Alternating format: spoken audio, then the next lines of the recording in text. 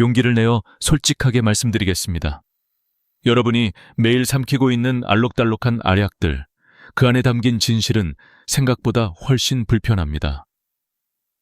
병원에서조차 쉽게 말하지 않는 이 불편한 진실은 시중에서 판매되는 건강보조식품 상당수가 필요 없을 뿐 아니라 오히려 해롭다는 사실입니다. 이 이야기를 듣는 순간 의아함이 들 수도 있습니다.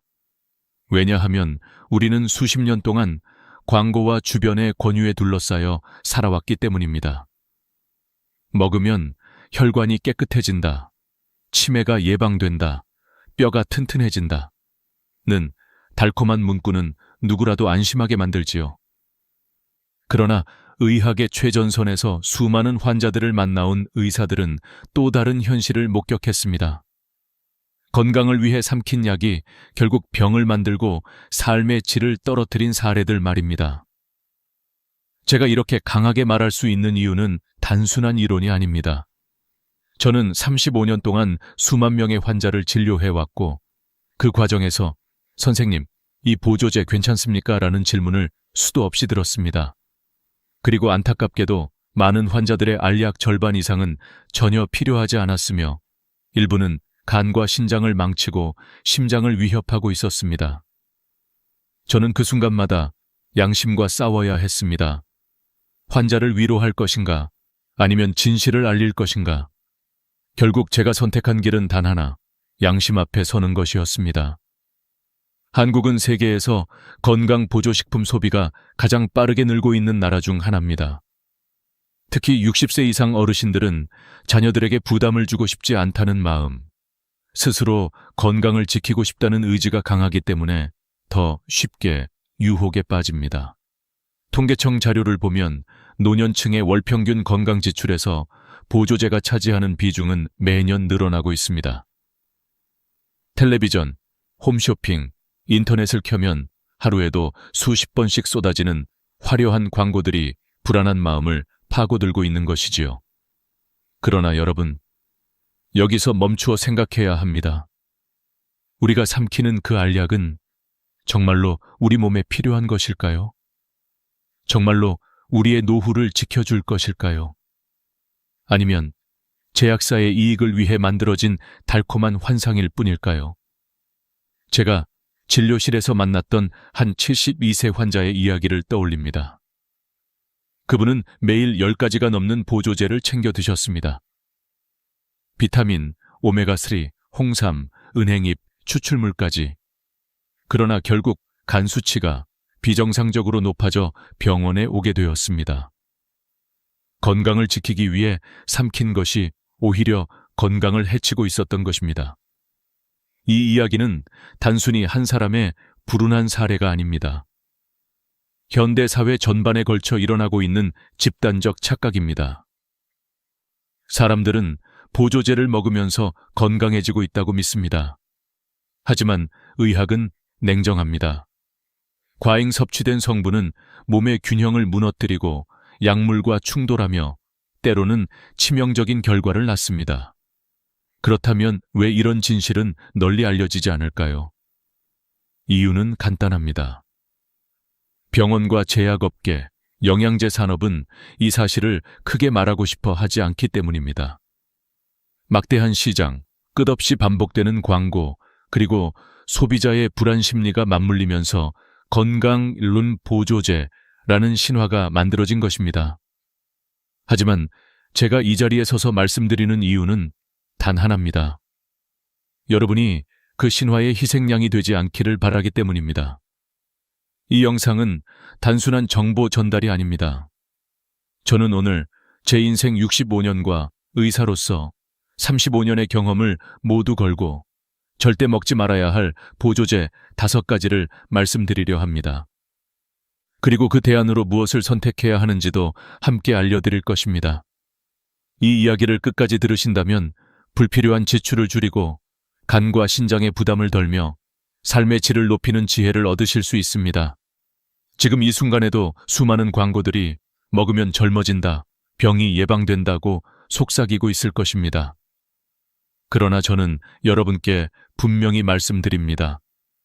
건강은 알약 속에 있지 않습니다. 건강은 식탁 위에 신선한 음식, 매일의 걷기, 햇볕을 쬐는 습관, 그리고 사랑하는 사람들과의 웃음 속에 있습니다. 여러분, 이 사실이 마음에 와닿으신다면 잠시 멈추고 구독과 좋아요를 눌러주십시오. 그것은 무료이지만 앞으로도 평생 의사의 경험에서 나온 진짜 건강 정보를 꾸준히 받아보실 수 있는 가장 확실한 방법입니다. 그리고 주변의 가족과 친구들에게도 공유해 주십시오. 여러분의 작은 실천이 누군가의 건강한 노후를 지켜주는 씨앗이 될 수 있습니다. 이제 본격적으로 이야기를 시작하겠습니다. 왜 이렇게 많은 사람들이 필요 없는 보조제를 남용하게 되었을까요? 그 배경에는 광고와 상업적 이익만이 있는 것이 아닙니다. 우리의 두려움, 가족에 대한 사랑, 건강에 대한 갈망이 교묘히 이용되고 있기 때문입니다. 그리고 그 착각이 쌓일 때 결국 건강을 잃는 비극이 시작됩니다. 저는 이 함정에서 벗어날 수 있는 길을 여러분께 보여드리려 합니다. 여러분, 우리가 믿어온 영양제 건강이라는 등식은 때때로 무너지는 순간이 찾아옵니다. 그 무너짐은 단순한 실망이 아니라 생명을 위협하는 비극으로 이어지기도 합니다. 의학의 세계에서는 이미 여러 차례 경고가 있었지만 광고 속 화려한 문구가 그것을 가려버렸습니다. 그래서 오늘 저는 여러분께 첫 번째 충격적인 진실을 들려드리려 합니다. 바로 고용량 비타민 E와 베타카로틴, 그리고 칼슘 보충제에 대한 이야기입니다. 수십 년 전, 의학계는 항산화제가 암과 노화를 막을 수 있다는 기대를 품었습니다. 활성산소를 제거하면 심장병과 암이 줄어든다는 논리는 많은 이들을 설득했고, 제약회사는 고용량 항산화제 보충제를 대량으로 쏟아냈습니다. 광고에서는 이 알약 하나가 젊음을 돌려줄 것처럼 속삭였습니다. 그러나 진실은 전혀 달랐습니다. 1990년대 이후 미국과 유럽에서 진행된 대규모 임상 연구들은 정반대의 결과를 보여주었습니다. 흡연자에게 베타카로틴을 고용량으로 복용하게 했더니 폐암 발생률이 18%나 증가했고 사망률까지 높아졌다는 충격적인 결과가 발표된 것입니다. ATBC 연구, HOP2 연구 같은 이름들은 지금도 의학 교과서에 기록되어 있습니다. 저 역시 진료실에서 이런 결과를 몸소 확인한 적이 있습니다. 68세 남성 환자 한 분은 흡연을 하면서도 건강을 지키고 싶다며 매일 베타카로틴 보충제를 복용했습니다. 이거라도 먹어야 폐가 버티지 않겠습니까? 라고 말하던 그분은 결국 몇 년 뒤 폐암 진단을 받았습니다. 물론 모든 원인을 보조제 탓으로 돌릴 수는 없지만 연구와 임상 경험을 종합하면 결코 무관하지 않았습니다. 비타민 E 역시 마찬가지입니다. 소량은 세포를 보호하는 중요한 영양소이지만 고용량 보충제로 섭취할 경우 뇌출혈 위험이 커진다는 연구들이 잇따라 발표되었습니다. 제가 직접 경험한 한 70대 여성 환자는 건강을 위해 비타민 E 고용량 보충제를 장기간 복용하다가 갑작스러운 뇌출혈로 응급실에 실려왔습니다. 그 가족들은 눈물을 흘리며 외쳤습니다. 건강하려고 먹은 건데 왜 이런 일이 생긴 겁니까? 여러분, 여기서 얻을 수 있는 교훈은 분명합니다. 영양소는 부족할 때만 필요한 만큼 보충해야 한다는 것입니다. 정상적인 식사를 하고 있다면 굳이 고용량 보충제를 삼킬 필요가 없습니다. 오히려 그것은 위험을 불러옵니다. 항산화 효과를 원하신다면 신선한 채소, 과일, 견과류에서 얻으셔야 합니다. 그 안에는 자연스럽게 균형 잡힌 항산화 물질이 들어있어 부작용이 거의 없습니다. 저는 환자들에게 이렇게 말합니다. 알약을 삼키지 말고 색깔 있는 채소를 접시에 올리십시오. 진짜 항산화제는 약이 아니라 식탁에 있습니다. 이제 칼슘 보충제 이야기를 해보겠습니다. 많은 분들이 나이가 들면 칼슘을 많이 먹어야 골다공증을 막을 수 있다고 믿습니다. 실제로 약국에서 가장 잘 팔리는 보조제 중 하나가 칼슘제입니다. 그러나 문제는 과량과 형태입니다. 제가 만난 한 70대 여성 환자는 골밀도 검사에서 골다공증 초기라는 말을 듣고 스스로 하루에 2000mg 이상의 칼슘제를 복용했습니다. 이제 뼈가 단단해지겠지라며 안심했지만 몇 년 뒤 심근경색으로 응급실에 실려왔습니다. 검사 결과 혈관이 딱딱하게 굳어 있었습니다. 뼈를 지키려다 오히려 심장을 잃을 뻔한 순간이었습니다. 왜 이런 일이 일어날까요? 혈중 칼슘 농도가 갑자기 높아지면 남는 칼슘은 뼈로만 가는 것이 아니라 혈관벽에 침착됩니다. 그 결과 혈관이 석회화되고 심혈관 질환 위험이 커집니다. 뉴질랜드에서 진행된 연구에서는 매일 칼슘 보충제를 먹은 여성들의 심근경색 위험이 30% 증가했다고 보고되었습니다. 미국 하버드 의대 연구에서도 고용량 칼슘제를 장기간 복용한 노인들에게서 혈관 석회화가 빨라지는 경향이 확인되었습니다. 저는 환자들에게 늘 이렇게 조언합니다. 칼슘을 무조건 알약으로 채우려 하지 말고 음식으로 섭취하십시오. 멸치, 두부, 시금치, 브로콜리, 우유 같은 음식은 훌륭한 칼슘 공급원입니다. 음식 속 칼슘은 흡수가 천천히 이루어지기 때문에 몸이 필요할 때 적절히 사용합니다. 반면 알약으로 먹으면 혈중 농도가 갑자기 치솟아 혈관과 신장에 부담을 주게 됩니다. 실제로 한 75세 남성 환자는 하루에 3알씩 칼슘제를 먹다가 신장 결석으로 응급실에 실려 수술을 받았습니다. 뼈를 지키려던 선택이 오히려 신장을 망친 것입니다. 그렇다고 칼슘제가 전혀 필요 없는 것은 아닙니다. 음식만으로 충분히 섭취하기 어려운 경우, 특히 유제품을 못 드시는 분들이나 골다공증 위험이 높은 분들은 의사의 권고 아래 제한적으로 복용할 수 있습니다. 그러나 원칙은 분명합니다. 과량, 장기간, 무분별한 복용은 위험하다는 것입니다. 여러분, 여기서 우리는 중요한 깨달음을 얻어야 합니다. 많이 먹으면 더 건강하다는 생각은 잘못된 신화입니다. 건강은 균형에서 나옵니다. 비타민 E, 베타카로틴, 칼슘, 이 3가지 사례만 봐도 알 수 있습니다. 부족할 때만 보충해야 하고 정상적인 식사와 생활 습관이 기본이어야 합니다. 이제 다음 이야기로 넘어가겠습니다. 많은 어르신들이 특히 두려워하는 문제, 바로 기억력과 치매에 관한 보조제입니다. 그 이름은 은행잎이 추출물입니다. 광고에서는 기억력이 좋아지고 치매가 예방된다고 하지만 진실은 그리 단순하지 않습니다. 지금부터 그 숨겨진 이야기를 들려드리겠습니다. 기억력이 흐려지고 이름이 잘 떠오르지 않고 혹시 치매가 시작되는 것은 아닐까 두려움에 잠 못 이루는 분들이 많습니다. 특히 60대, 70대가 넘어가면서 혹시라도 가족에게 짐이 되지 않을까라는 불안은 더 커집니다. 이런 불안을 가장 잘 파고든 것이 바로 은행잎이 추출물, 흔히 징코라고 불리는 보조제입니다. 광고는 늘 이렇게 속삭입니다. 하루 한 알로 기억력이 좋아집니다. 치매를 예방합니다. 머리가 맑아집니다. 이런 말에 마음이 끌리지 않을 수 있을까요? 그러나 의학은 냉정합니다. 은행잎 추출물이 보여준 효과는 과장되어 있고 그 그림자에는 위험이 숨어 있습니다. 실제로 초기 연구에서는 은행잎이 추출물이 약간의 인지기능 개선 효과를 보인다는 결과가 있었습니다. 하지만 더 큰 규모의 임상시험에서는 일관된 효과가 나타나지 않았습니다. 미국 국립보건원에서 진행한 GEM 연구에서는 무려 3,000명 이상의 노인을 6년 동안 추적 관찰했습니다. 은행잎이 추출물을 매일 복용한 그룹과 복용하지 않은 그룹의 치매 발생률은 거의 차이가 없었습니다. 유럽에서 진행된 또 다른 연구에서도 경도 인지장애 환자에게 은행잎을 투여했지만 위약과 비교했을 때 뚜렷한 개선 효과가 관찰되지 않았습니다. 세계적인 신경학회는 결국 은행잎이 추출물을 치매 예방 목적으로 권장할 근거가 부족하다라고 결론을 내렸습니다. 문제는 효과가 아니라 위험성에 있습니다. 은행잎 추출물은 혈소판 기능을 억제하는 성분을 가지고 있습니다.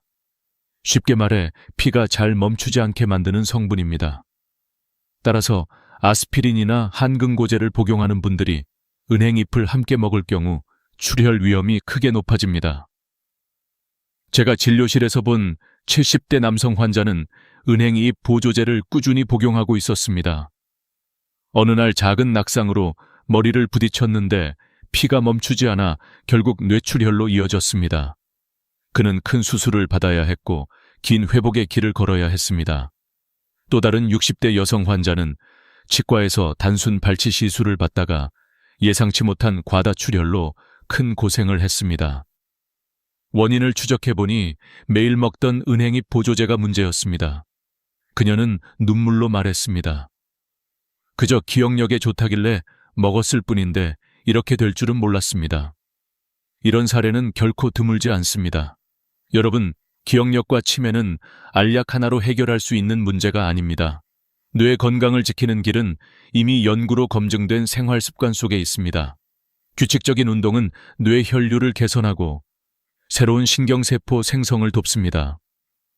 하루 30분 정도의 걷기만으로도 인지 저하 속도를 늦출 수 있습니다. 신문을 소리내어 읽거나 새로운 악기를 배우거나 퍼즐을 푸는 활동은 뇌를 자극합니다. 사회적 교류도 강력한 예방책입니다. 연구에 따르면 사회적 관계가 활발한 노인은 치매 위험이 최대 40% 낮습니다. 또 하나 중요한 것은 식습관입니다. 지중해 식단이라 불리는 방식, 채소, 과일, 생선, 올리브유, 견과류 중심의 식단은 여러 연구에서 치매 예방 효과가 확인되었습니다. 반대로 설탕과 가공식품, 포화지방이 많은 음식은 뇌를 빠르게 노화시킵니다. 제가 만난 한 70대 환자는 그림을 배우기 시작하면서 인지 기능이 또래보다 훨씬 잘 유지되었습니다. 단순한 알약보다 매일의 활동과 즐거움이 훨씬 강력한 약이었던 것입니다. 여러분, 광고는 늘 우리의 불안을 자극합니다. 치매가 오면 어쩌지? 라는 두려움은 누구에게나 있습니다. 그러나 두려움 속에서 선택한 알약이 반드시 해결책이 되지는 않습니다. 오히려 출혈이라는 새로운 위험을 불러올 수 있습니다. 제가 의사로서 그리고 나이 들어가며 인생을 경험한 사람으로서 드리는 조언은 단순합니다. 걷고, 배우고, 대화하고, 잘 드십시오. 이것이야말로 뇌 건강을 지키는 가장 확실한 방법입니다. 여기까지 들으셨다면 여러분은 이미 깨달으셨을 것입니다. 은행잎이 추출물이 약속하는 기적은 없다는 것을, 오히려 생활 습관이 진짜 기적을 만든다는 것을 말입니다. 그렇다면 다음은 또 어떤 함정이 우리를 기다리고 있을까요? 이번에는 근육이라는 이름으로 포장된 또 다른 보조제의 이야기를 드리겠습니다. 근육은 우리 몸의 기둥과 같습니다. 나이가 들수록 근육이 줄어드는 근감소증은 삶의 질을 크게 떨어뜨리고 넘어짐과 골절 위험을 높입니다. 그래서 많은 분들이 근육을 지키고 싶어 합니다. 그런데 바로 그 불안을 파고드는 또 하나의 시장이 있습니다. 단백질 파우더. 헬스장에서 젊은이들이 흔히 마시는 그 보충제가 이제는 노인들에게까지 근육을 유지하는 필수품으로 포장되고 있습니다. 광고는 외칩니다. 단백질이 곧 건강이다. 매일 한 스쿱으로 근육을 지켜라. 하지만 이 말 뒤에 숨겨진 진실은 무엇일까요? 분명 단백질은 우리 몸에 꼭 필요합니다. 나이가 들수록 근육이 줄어드는 것을 막기 위해서는 충분한 단백질 섭취가 중요합니다. 그러나 문제는 얼마나, 어떤 방식으로 먹느냐입니다. 단백질 파우더를 통한 고용량 섭취는 신장에 큰 부담을 주고 때로는 돌이킬 수 없는 손상을 남깁니다. 제가 진료했던 74세 남성 환자는 건강 프로그램을 보고 하루 2번씩 단백질 보충제를 마셨습니다. 몇 달 뒤 그는 극심한 피로와 구토로 병원을 찾았습니다. 검사 결과 신장 기능이 급격히 악화되어 있었습니다. 원인은 단 하나, 단백질 파우더의 과다 섭취였습니다. 신장은 단백질 대사의 노폐물을 걸러내는 기관입니다. 그런데 단백질을 필요 이상으로 섭취하면 그 부담이 지나치게 커져 신장이 손상됩니다. 특히 고혈압이나 당뇨, 신장 기능이 이미 약해진 노인들에게는 치명적일 수 있습니다. 실제 연구에서도 고령자에게 고용량 단백질 보충제는 신장질환 위험을 높인다는 결과가 반복해서 보고되었습니다. 단백질 파우더의 문제는 여기서 끝나지 않습니다. 일부 제품에서는 인공 감미료와 첨가제가 들어있고 심지어 중금속 오염 사례까지 보고된 적이 있습니다. 몇 년 전에는 해외 단백질 보충제에서 납과 카드뮴이 검출되어 큰 논란이 되었습니다. 근육을 지키겠다며 삼킨 한 스쿱이 오히려 건강을 무너뜨릴 수 있다는 사실은 많은 사람들에게 충격이었습니다. 그렇다면 단백질은 어떻게 섭취해야 할까요? 답은 의외로 단순합니다. 파우더가 아니라 식탁입니다. 달걀, 두부, 콩, 생선, 살코기 같은 자연식 단백질은 훨씬 안전하고 균형 잡힌 공급원입니다. 제가 만난 한 80대 여성 환자는 단백질 파우더 대신 매일 달걀 1개, 두부 반모, 생선 2토막을 꾸준히 드셨습니다. 1년 뒤 근감소증 위험이 있던 그분의 근육량은 눈에 띄게 개선되었고 신장 기능은 안정적으로 유지되었습니다. 그녀는 웃으며 말했습니다. 선생님, 이제 알약보다 반찬이 더 믿음직스러워요. 여러분, 근육은 단백질 파우더 한 스쿱으로 만들어지지 않습니다. 근육은 일상 속에서 키워집니다.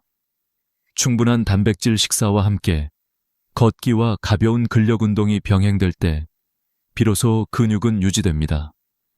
체중이 실리는 운동은 뼈와 근육 모두를 단단하게 합니다. 운동화가 약국보다 먼저다라는 말, 저는 늘 환자들에게 강조합니다. 광고는 빠르고 쉬운 해결책을 약속합니다. 그러나 인생의 진짜 해답은 늘 기본에 있습니다.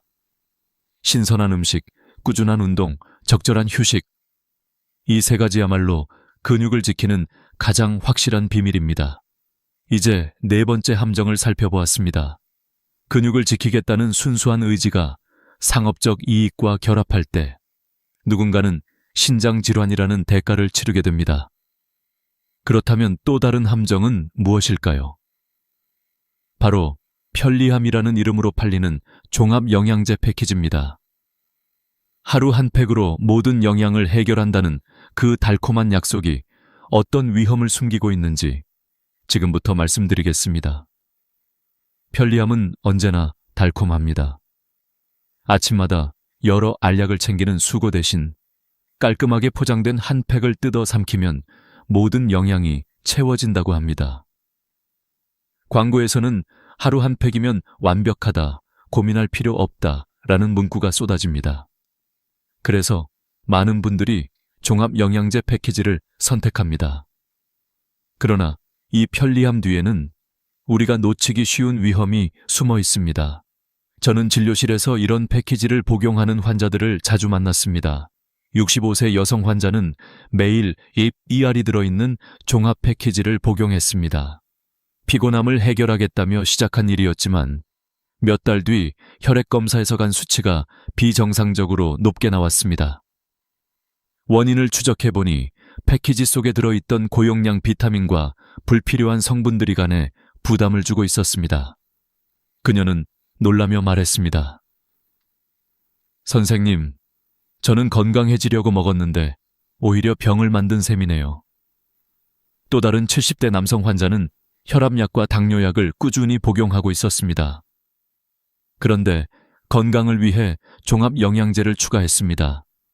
그 안에는 은행 잎, 오메가3, 마늘 추출물 등이 포함되어 있었습니다.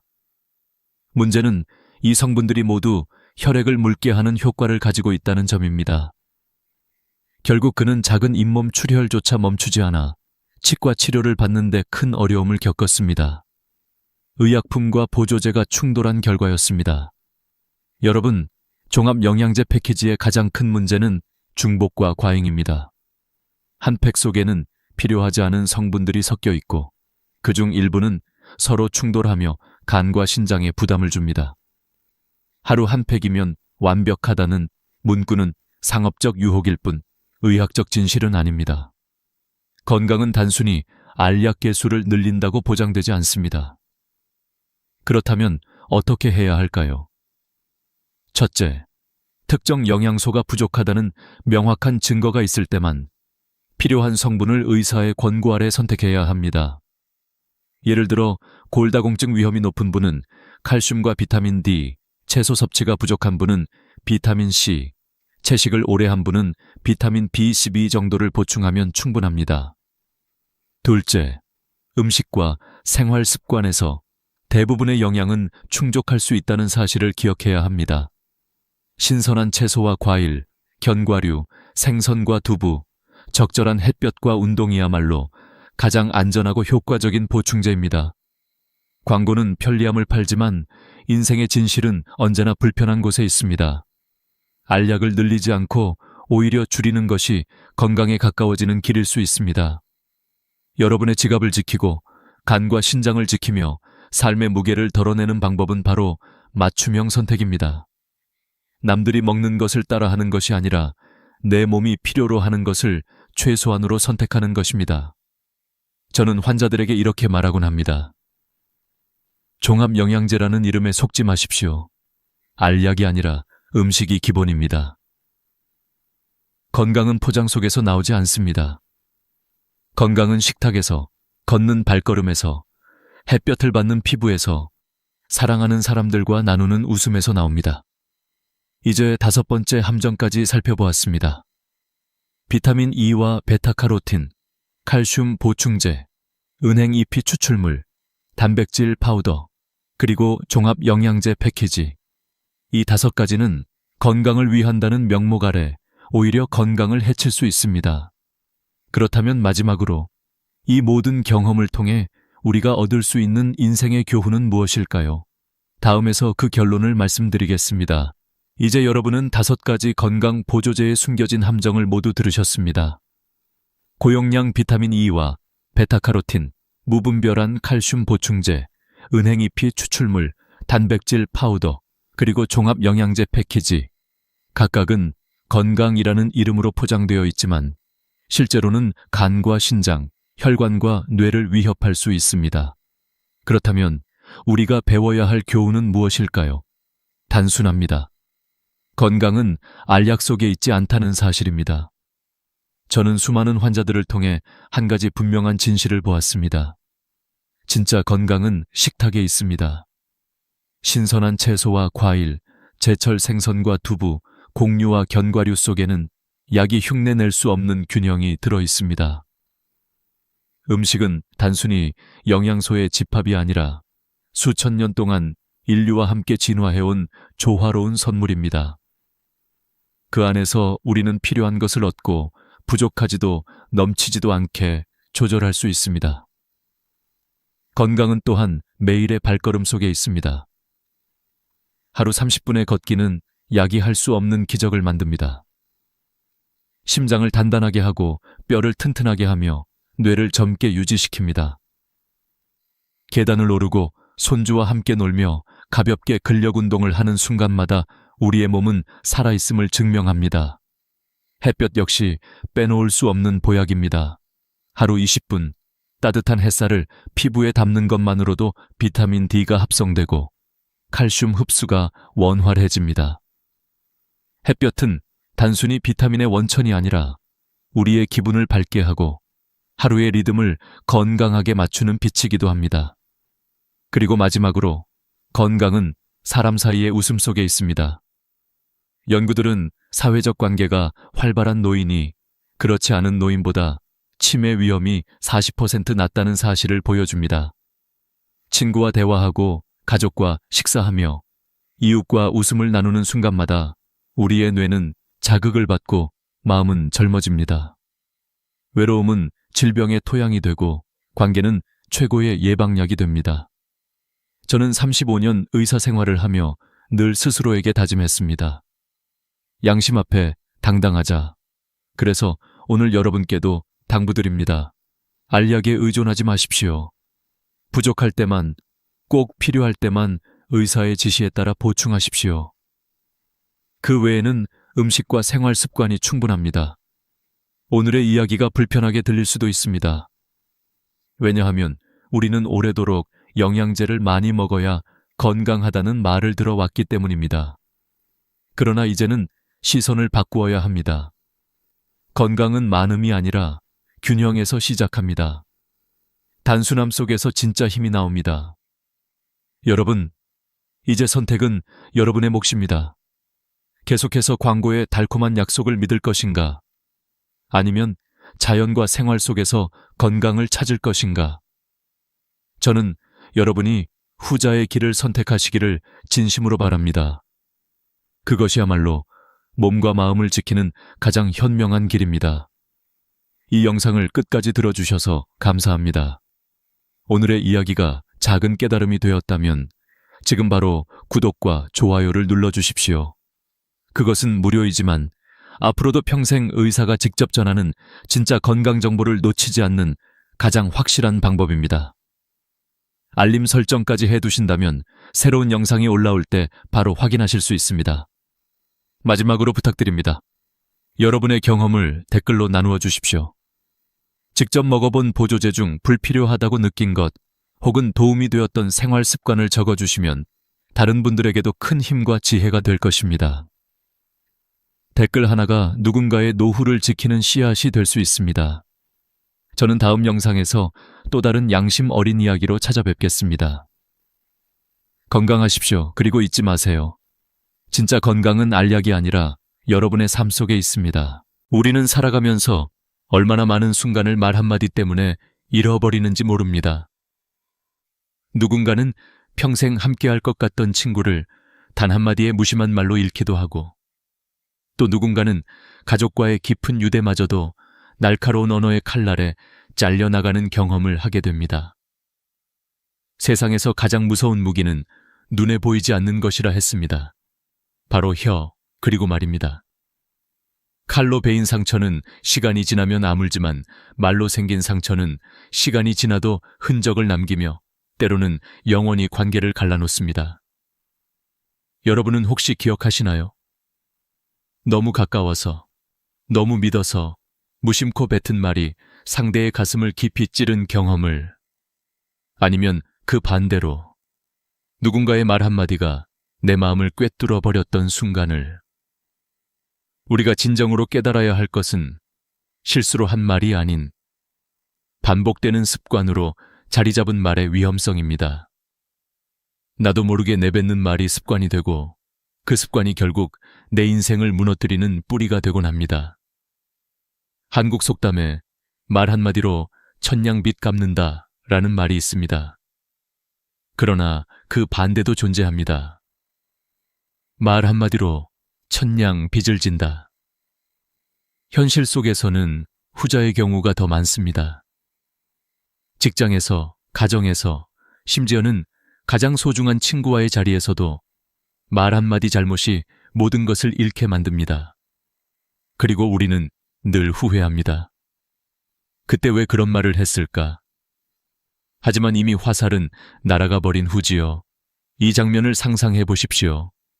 오랜 친구와 술 한잔 기울이며 속마음을 털어놓는 자리였습니다. 분위기가 좋아져 마음이 풀리자 나는 평소 하지 않던 이야기를 꺼냈습니다. 그런데 친구의 표정이 순간적으로 얼어붙고 대화는 더 이상 이어지지 않았습니다. 그날 이후 아무 일 없었던 듯이 웃으며 지내려 했지만 미묘하게 멀어진 거리감을 느낄 수 있었습니다. 그날 밤에 나도 후회했습니다. 그 말은 차라리 하지 말았어야 했는데, 의학 연구에 따르면 인간은 하루 평균 16,000단어를 사용한다고 합니다. 하지만 그 중에 진정 가치 있는 말은 얼마나 될까요? 대부분은 무심코 던진 말, 의미 없는 말, 때로는 상대에게 상처가 되는 말입니다. 말이란 단순한 소리가 아니라 마음과 마음을 잇는 다리입니다. 그런데 그 다리를 부주의하게 무너뜨리면 다시 세우는 데는 몇 배의 시간과 노력이 필요합니다. 저는 젊은 시절 직장 상사에게 무심코 했던 말 때문에 큰 어려움을 겪은 적이 있습니다. 당시에는 그냥 농담처럼 던진 말이었는데 상사는 그것을 무례함과 도전으로 받아들였습니다. 그때부터 제 커리어는 눈에 띄게 흔들리기 시작했습니다. 아, 말 한마디가 이렇게 무섭구나. 저는 뼈저리게 배웠습니다. 그것이 저를 더욱 조심스럽게 만들었고 오늘 여러분께 이런 이야기를 드릴 수 있는 계기가 되었습니다. 심리학자 엘버트 메라비언의 연구에 따르면 인간의 커뮤니케이션에서 실제 말의 내용은 7%에 불과하고 나머지는 목소리 톤과 표정, 태도가 차지한다고 합니다. 그런데 우리는 자주 잊습니다. 말의 내용이 무엇이든 그것을 담는 그릇이 진심과 배려가 아니라면 상대의 마음에는 독처럼 남습니다. 여러분도 느끼셨을 겁니다. 누군가의 말이 내 귀에는 소리가 아니라 칼날로 꽂히는 순간, 그리고 반대로 아주 짧은 말 한마디가 나를 살리는 순간, 괜찮아, 잘 될 거야. 이 단순한 격려의 말이 눈물로 얼룩진 마음을 위로한 경험, 그렇습니다. 말은 사람을 죽이기도 하고 살리기도 합니다. 우리가 경계해야 하는 것은 바로 습관입니다. 나도 모르게 내뱉는 습관적 말, 그 속에 숨어있는 무책임함이 관계를 파괴합니다. 예를 들어 매번 툭하면 상대의 단점을 지적하는 사람, 늘 농담이라며 비수를 꽂는 사람, 그 사람 곁에는 아무도 오래 머물지 않습니다. 인간관계는 신뢰로 쌓아가지만 신뢰는 말 한마디로 무너질 수 있습니다. 이제 질문해 보겠습니다. 나는 지금까지 내 말로 얼마나 많은 사람을 상처 입혔을까요? 그리고 그중 몇 명이나 나 때문에 멀어졌을까요? 우리는 늘 상대방이 나를 이해해 줄 거라 믿습니다. 하지만 진실은 그렇지 않습니다. 아무리 가까운 사이도 말 한마디 잘못으로 틈이 벌어집니다. 특히 나이가 들수록 우리는 더욱 지혜롭게 입을 다스려야 합니다. 그것이 인생의 품격을 결정하기 때문입니다. 여기서 중요한 깨달음을 하나 드리고 싶습니다. 말을 줄이는 것, 그것이 반드시 침묵을 의미하는 것은 아닙니다. 오히려 말하지 않아도 되는 순간을 아는 것, 그것이 지혜입니다. 어쩌면 인생의 많은 후회는 더 말할 걸이 아니라 차라리 말하지 말 걸일지도 모릅니다. 오늘 저는 여러분께 단순한 교훈이 아니라 제 삶과 수많은 사례에서 얻은 확신을 전해드립니다. 말은 인생을 세우기도 하고 무너뜨리기도 합니다. 우리가 앞으로 다룰 5가지 금기와 3가지 지혜는 단순히 예의 범절이 아닙니다. 그것은 곧 내 삶을 지켜내는 방패이자 내 인간관계를 지켜내는 유일한 무기입니다. 그러니 이제부터는 귀 기울여 들어주시길 바랍니다. 왜냐하면 이 이야기는 단순히 이론이 아니라 여러분의 인생을 바꿀 수 있는 생생한 현실이기 때문입니다. 그리고 어쩌면 지금 여러분이 가장 듣고 싶었던 진실일지도 모릅니다. 사람들이 가장 쉽게 저지르는 말의 실수 중 하나는 바로 자랑입니다. 특히 돈이나 재산에 대한 자랑은 순간적인 기쁨을 표현하는 것 같지만 사실은 관계를 서서히 파괴하는 독이 됩니다. 우리는 종종 이렇게 말합니다. 이번에 보너스를 많이 받았어. 나 요즘 수입이 꽤 늘었어. 처음엔 별것 아닌 이야기 같지만 듣는 사람의 마음속에서는 미묘한 파문이 일어납니다. 부러움, 시기, 혹은 은근한 거리감. 눈에 보이지 않는 감정의 칼날이 우리 사이에 생겨나는 순간입니다. 제가 아는 한 분은 은퇴 후 작은 사업을 시작했는데 우연히 모임 자리에서 요즘 수익이 꽤 좋아 라고 말한 적이 있습니다. 그 자리에서는 모두 웃으며 축하해주는 듯 했지만 이후부터는 상황이 달라졌습니다. 연락이 뜸하던 친척들이 하나둘 전화를 걸어왔고 오랜만에 만난 친구는 대화 끝에 은근슬쩍 돈을 빌려달라고 부탁했습니다. 그분은 처음엔 당황했지만 거절하지 못하고 몇 번 도와주었습니다. 그런데 되돌아온 것은 감사가 아니라 새로운 요구였습니다. 결국 그는 인간관계가 무너지는 경험을 했습니다. 학자들은 인간의 본성 속에 상대적 박탈감이라는 감정이 자리 잡고 있다고 말합니다. 내가 가지지 못한 것을 누군가가 가졌다고 느낄 때 생기는 결핍감, 그것이 바로 박탈감입니다. 특히 돈과 관련된 부분은 더욱 민감합니다. IMF 경제위기 당시 한국 사회를 연구한 보고서에 따르면 가장 많은 갈등과 단절은 경제적 차이에서 비롯된다고 합니다. 돈 이야기는 단순히 재산 문제가 아니라 인간관계의 균열을 불러오는 기폭제인 셈입니다. 혹시 로또 당첨자의 이야기를 들어본 적 있습니까? 로또에 당첨된 사람들은 처음엔 기쁨에 젖지만 곧 예상치 못한 압박에 시달리게 됩니다. 얼굴도 모르는 단체에서 기부를 요구하고 연락 끊겼던 친척들이 갑자기 찾아옵니다. 어떤 사람은 당첨금을 자랑했다가 순식간에 주변에 빚쟁이와 청탁자가 몰려들어 삶이 피폐해졌습니다. 이것이 바로 자랑이 불러온 비극입니다. 그렇다면 우리는 왜 자랑을 하고 싶어 할까요? 심리학에서는 이를 과시욕이라고 부릅니다. 내가 가진 것을 드러내고 싶고 그것을 통해 인정받고 싶어 하는 욕망입니다. 하지만 그 욕망은 순간적인 쾌락일 뿐 오래된 관계에는 독이 됩니다.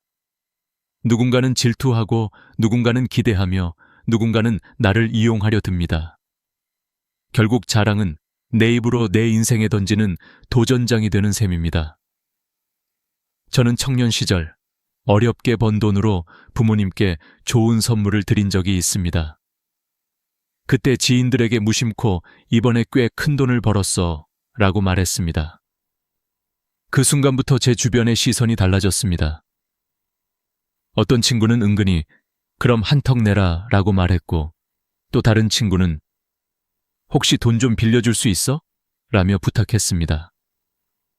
처음에는 웃으며 넘겼지만 반복되자 관계가 불편해졌습니다. 제가 느낀 것은 단순합니다. 돈 자랑은 결국 나 자신에게 불필요한 짐을 지우는 행위라는 것. 의학적으로도 자랑이 관계에 미치는 영향을 연구한 사례가 있습니다. 서울대학교 사회학 연구팀은 자랑을 자주 하는 사람과 그렇지 않은 사람의 대인관계를 비교했습니다. 그 결과 자랑을 습관적으로 하는 사람은 60% 이상 높은 확률로 인간관계에서 갈등을 경험했습니다. 심지어 그들은 자신이 왜 고립되는지조차 이해하지 못하는 경우가 많았습니다. 자랑은 듣는 사람의 뇌에서 비교 스트레스를 유발하고 이 스트레스가 곧 반감을 낳기 때문입니다. 하지만 여기서 중요한 깨달음이 있습니다. 자랑하고 싶은 마음이 드는 순간 그것을 꼭 입 밖으로 꺼낼 필요는 없다는 것입니다. 나 혼자만의 만족으로 충분히 누릴 수 있습니다. 오히려 속으로 조용히 감사하는 마음을 갖는 것이 훨씬 지혜롭습니다. 누군가와 나누고 싶다면 진정으로 나를 축복해 줄 수 있는 단 한 사람, 진짜 친구에게만 조심스럽게 나누는 것도 방법입니다. 하지만 무리 중에서 혹은 넓은 자리에서의 자랑은 반드시 후회로 돌아옵니다. 그리고 여기서 더 깊이 생각해 보아야 할 점이 있습니다. 내가 자랑하고 싶어 하는 이유는 단순히 잘난 척 때문일까요? 아니면 마음속의 불안 때문일까요? 많은 경우 자랑은 자기 확신이 부족한 사람에게서 나타납니다. 내가 가진 것을 말해야만 인정받을 수 있다고 믿기 때문입니다. 하지만 진짜 강한 사람은 말하지 않아도 드러납니다. 오히려 겸손한 태도가 사람들의 존경을 이끌어냅니다. 저는 이 부분에서 한 가지 이야기를 꼭 전하고 싶습니다. 한 중년 부부가 있었습니다. 남편은 퇴직 후 소규모 가게를 운영하며 하루하루를 성실히 살아갔습니다. 어느 날 친구 모임에서 요즘 장사가 잘 돼 라는 말을 했는데 그 후로 연락이 없던 이웃과 친척들이 찾아왔습니다. 도움을 청하는 사람이 줄을 섰고 그는 점점 지쳐갔습니다. 결국 그는 아내에게 이렇게 말했습니다. 앞으로는 절대 장사가 잘 된다는 말은 하지 않을 거야. 그냥 힘들다고만 하자. 그는 깨달았습니다. 자랑은 나의 기쁨을 나누는 게 아니라 다른 사람의 욕심을 깨우는 일이 된다는 것을. 우리가 여기서 얻을 수 있는 교훈은 분명합니다. 아무리 친해도, 아무리 가까워도 돈이나 성취를 자랑하는 것은 결국 나를 위험에 빠뜨립니다. 오히려 겸손하게, 묵묵히, 그리고 조용히 살아가는 것이 인간관계에서 훨씬 안전합니다. 자랑은 순간의 쾌감일 뿐 그 뒤에는 반드시 그림자가 따라옵니다. 그러니 이제부터는 스스로에게 다짐해 보십시오. 내가 가진 것을 자랑하지 않겠다. 대신 감사하며 조용히 누리겠다. 이것이야말로 인생을 지혜롭게 살아가는 첫걸음일 것입니다. 친구라는 단어는 언제 들어도 따뜻합니다. 하지만 세상에는 그 따뜻함을 스스로 무너뜨리는 사람들이 있습니다. 바로 친구를 진심으로 대하지 않고 하나의 거래처나 영업 대상으로만 바라보는 태도 때문입니다. 겉으로는 웃으며 친구라 하지만 속으로는 계산기를 두드리는 마음, 그것이 결국 관계를 허물어뜨립니다. 저는 실제로 이런 장면을 많이 보았습니다. 직장에서 실적 압박을 받는 이들이 가장 먼저 찾는 대상은 낯선 고객이 아니라 가까운 친구나 지인입니다. 너라면 믿고 사줄 수 있지 않겠어? 친구끼리 이 정도는 도와줄 수 있잖아. 처음에는 단순히 한두 번일지 모릅니다. 하지만 반복될수록 그 친구는 점점 지쳐갑니다. 그리고 어느 순간 진심 어린 만남이 아닌 불편한 거래로 바뀌어버립니다. 심리학 연구에 따르면 인간관계가 오래 지속되기 위해서는 상호성의 법칙이 중요합니다. 주고받음이 균형을 이루어야 한다는 것이지요. 하지만 친구를 영업 대상으로 삼는 순간 이 균형은 깨집니다. 상대는 내가 필요할 때만 찾아오는 존재로 전락합니다. 저 사람은 나를 이용한다.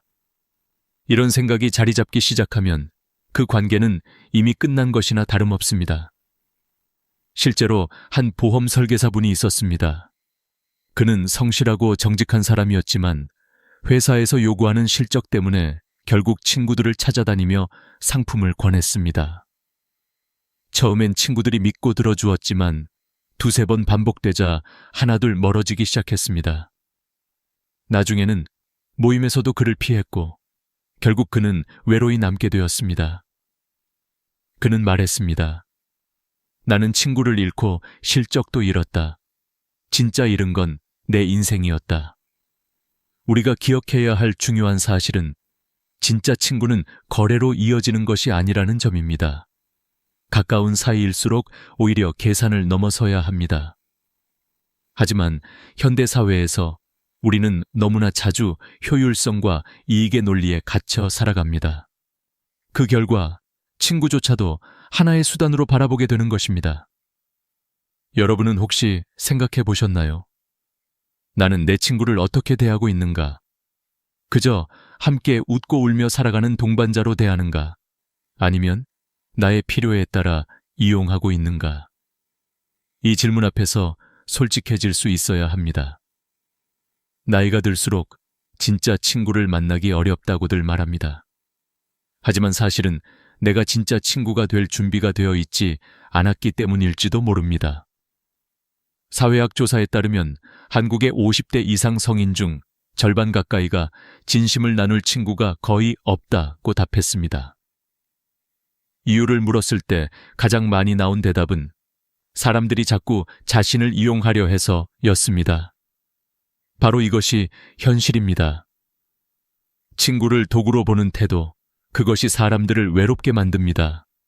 저 역시 그런 경험이 있습니다. 오랜만에 만난 지인이 웃으며 제게 접근하더니 대화 끝에 자신의 사업에 투자해달라고 부탁했습니다. 순간 저는 가슴이 싸늘해졌습니다. 아, 이 만남은 나를 위한 게 아니었구나. 단지 돈 때문이었구나. 그 후로 저는 그 사람을 다시 만나고 싶지 않았습니다. 아무리 오래된 인연이라도 진심이 사라지면 남는 것은 공허함 뿐입니다. 하지만 여기서 중요한 것은 우리가 이런 상황에 빠지지 않으려면 어떻게 해야 하는가입니다. 첫째, 친구를 만날 때는 진심으로 만나는 습관을 가져야 합니다. 목적이 아니라 사람 자체를 바라봐야 합니다. 둘째, 도움이 필요하다면 솔직하게 이야기하는 것이 훨씬 낫습니다. 지금 내가 많이 힘들다. 네 도움이 필요하다. 이 말은 사람을 이용하는 것이 아니라 관계를 더욱 단단하게 만드는 고백이 될 수 있습니다. 셋째, 친구와의 대화에서 나만의 이야기를 늘어놓는 습관을 버려야 합니다. 듣는 귀를 열어야만 상대는 비로소 진짜 친구로 느낍니다. 실제로 하버드 대학교의 장기 연구에서도 밝혀졌습니다. 75년 동안 700여 명의 삶을 추적한 결과 행복을 결정짓는 가장 중요한 요인은 돈도 명예도 아닌 진정한 인간관계였습니다. 그런데 이 인간관계는 거래가 아닌 신뢰로 맺어진 관계였습니다. 영업과 거래가 개입하는 순간 그 행복은 무너지기 시작했습니다. 우리가 살아가는 시간은 점점 줄어들고 있습니다. 50세, 60세를 넘어 70세, 80세로 갈수록 친구는 단순한 관계가 아니라 삶의 동반자입니다. 그런데 그 소중한 동반자를 스스로 잃는 어리석음을 범해서는 안 됩니다. 친구를 이용하는 대신 친구를 이해하고 지지하는 사람이 되어야 합니다. 오늘 저는 여러분께 묻고 싶습니다. 지금 곁에 있는 친구를 떠올려 보십시오. 나는 그에게 무엇을 바라고 있는가? 아니면 아무것도 바라지 않고 그저 함께 있어주는 것만으로도 감사한가? 답은 여러분의 마음속에 있습니다. 그리고 그 답이 곧 여러분의 인생의 품격을 결정할 것입니다. 돈이라는 것은 인간관계에서 늘 가장 큰 시험대가 됩니다. 아무리 가까운 사이여도 돈 이야기가 오가는 순간 마음속에 미묘한 균열이 드러나기 시작합니다. 친구가 밥을 사주고 여러모로 도와주던 사람이 있었습니다. 그러던 어느 날 그에게 진심으로 힘든 상황이 닥쳐 200만 원만 빌려달라는 부탁을 했습니다. 하지만 돌아온 대답은 차갑고 단호했습니다. 친구끼리 돈 거래는 안 하는 거야. 순간적으로 변해버린 표정과 차가운 목소리. 도움을 청한 사람의 가슴은 얼음처럼 식어버렸습니다. 지금까지의 따뜻한 기억이 한순간에 무너져 내리는 경험. 이것이 바로 돈이 주는 무서운 그림자입니다. 우리는 종종 이렇게 말합니다. 친구끼리 돈 거래는 하지 말자. 맞는 말입니다. 실제로 돈 때문에 집안이 망하거나 친구가 원수가 되는 경우가 수없이 많습니다. 그러나 문제는 어떻게 말하느냐입니다. 거절하는 것이 문제가 아니라 거절하는 태도가 문제입니다. 아무리 올바른 선택이라도 상대의 마음을 찢어버리는 방식이라면 그것은 지혜롭지 못한 대응입니다. 저는 젊은 시절 큰 빚을 지고 허덕이던 때가 있었습니다. 마지막 희망처럼 친구에게 도움을 청했지만 그는 얼굴을 찌푸리며 돈은 은행에서 빌려야지. 왜 나한테 그러냐고 했습니다. 그 순간 제 마음속에서는 이 사람과는 다시는 함께하지 않겠다는 결심이 피어올랐습니다. 나중에 돌아보면 그의 말이 틀린 건 아니었습니다. 하지만 그 차갑고 날카로운 태도는 결국 우정을 무너뜨린 칼날이었습니다. 심리학자들은 말합니다. 인간이 가장 상처받기 쉬운 순간은 바로 약할 때라고. 경제적으로 어려울 때 도움을 청했다가 냉정하게 거절당하면 단순한 거절이 아니라 인간 자체가 부정당한 듯한 감정을 느끼게 됩니다. 그래서 돈 문제는 단순한 금전 거래가 아니라 마음의 신뢰와 존중의 문제로 이어집니다. 서울대학교 사회학 연구팀이 발표한 자료에 따르면 한국에서 친밀한 관계가 무너지는 가장 흔한 원인 중 1위가 바로 금전 문제라고 합니다. 심지어 가족 간에도 마찬가지였습니다. 부모와 자식, 형제자매 사이에도 돈이 오가면서 갈등이 깊어지고 끝내는 평생의 상처를 남기는 경우가 많았습니다. 그렇다면 지혜로운 태도는 무엇일까요? 만약 정말 도와줄 수 없다면 최소한 상대의 상황에 대한 공감을 먼저 전해야 합니다. 네가 얼마나 힘든지 알겠어. 나도 도와주고 싶지만 지금 상황이 여의치 않아. 이런 말은 단순한 거절을 넘어 마음의 온기를 남깁니다. 상대는 비록 돈은 얻지 못했지만 여전히 존중받았다는 감정을 가지고 돌아갈 수 있습니다. 거절의 기술이 바로 인간관계의 지혜입니다. 반대로 빌리는 입장에서도 명심해야 할 점이 있습니다. 가까운 사이라고 해서 쉽게 돈을 요구하는 것은 상대에게 큰 부담을 주는 일입니다. 돈을 빌려달라는 순간 관계는 이미 시험대에 올라가게 됩니다. 그래서 현명한 사람들은 아무리 어려워도 가까운 사람에게 돈을 부탁하지 않으려 합니다. 그것이 관계를 지키는 최소한의 예의이기 때문입니다. 저는 예전에 한 이웃을 알고 지냈습니다. 그는 늘 사람들에게 베푸는 것으로 유명했습니다. 하지만 막상 본인이 어려워져 도움을 청했을 때 모두가 등을 돌렸습니다. 그는 깊은 상처를 받았고 결국 세상을 떠나며 이런 말을 남겼습니다. 사람은 돈 앞에서 진심이 드러난다. 저는 그 말을 결코 잊을 수 없습니다. 돈 문제는 단순한 거래가 아닙니다. 그것은 우리가 서로를 어떻게 바라보는지 관계의 진짜 모습을 드러내는 거울입니다. 가까운 사이라서 부탁했는데 그 가까움 때문에 오히려 더 깊은 상처를 받습니다. 그리고 그 상처는 쉽게 아물지 않습니다. 우리는 앞으로도 수많은 관계 속에서 살아갈 것입니다. 언젠가 누군가가 나에게 돈을 부탁할 수도 있고 내가 누군가에게 부탁해야 할 수도 있습니다. 그때 기억해야 할 것은 단 하나입니다. 돈은 잃어도 다시 벌 수 있지만 신뢰와 관계는 한 번 무너지면 회복하기 어렵다는 사실입니다. 그러니 말로 선을 긋되 태도는 부드럽게 하십시오. 냉정하게 칼로 자르듯 하지 말고 따뜻한 공감 속에서 분명하게 거절하는 지혜. 그것이 우리 인생의 품격을 지켜주는 길입니다. 그리고 무엇보다도 애초에 돈 문제로 관계를 시험대에 올리지 않는 것. 그것이야말로 진짜 현명한 선택일 것입니다. 비밀이라는 것은 누구에게나 있습니다. 말하지 못한 아픔, 드러내기 힘든 고민, 혹은 가슴 깊은 곳에 묻어둔 이야기들. 그런데 우리는 가까운 사람에게조차 그 비밀을 털어놓고 싶을 때가 있습니다. 너니까 말하는 거야. 절대 다른 사람에게는 말하지 마. 이렇게 말하며 내 비밀을 건네는 순간 사실상 그것은 더 이상 비밀이 아닙니다. 그리고 안타깝게도 그 비밀은 언젠가 흘러나와 내 인생을 뒤흔들 수 있습니다. 실제로 한 가족의 사례가 있습니다. 한 가장이 경제적 어려움을 겪으며 아내에게조차 숨기던 사실을 결국 가까운 친척에게 털어놓았습니다.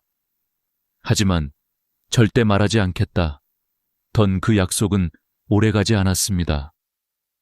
결국 소문은 온 가족과 이웃에 퍼졌고 그 집안은 체면을 잃고 무너져 내렸습니다. 남자는 말했습니다. 내 입으로 꺼낸 순간 이미 비밀이 아니었다.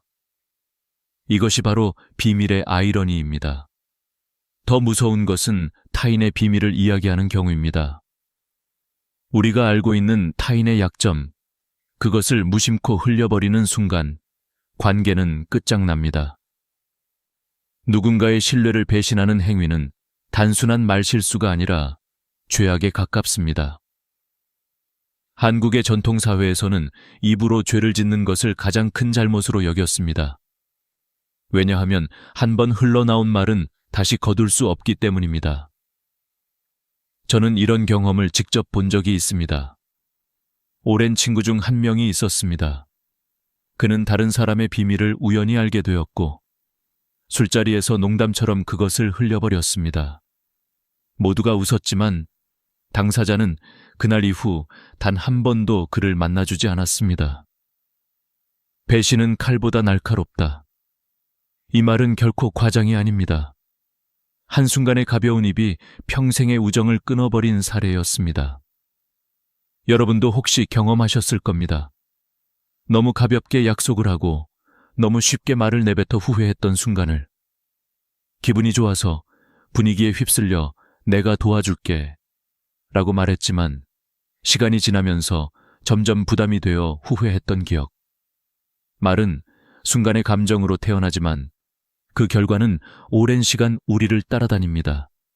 그래서 지혜로운 사람은 한 박자 늦게 말합니다. 꿀꺽 침을 삼키고 잠시 생각한 후에 말하는 습관. 이 단순한 습관이 인생을 바꾸는 힘이 됩니다. 서울의 한 심리상담센터에서 조사한 바에 따르면 상담을 찾아오는 사람들의 갈등 중 약 40%가 비밀 유출과 관련된 문제였습니다. 친구나 가족에게 털어놓은 이야기가 퍼지면서 신뢰가 무너지고 그 충격이 우울증이나 대인기피로 이어지는 경우가 많았습니다. 결국 비밀을 지키는 힘은 단순히 도덕의 문제가 아니라 인간관계를 지켜내는 생존 전략인 셈입니다. 또 한 가지 중요한 사실은 말을 천천히 할 때 우리가 훨씬 신뢰받는다는 점입니다.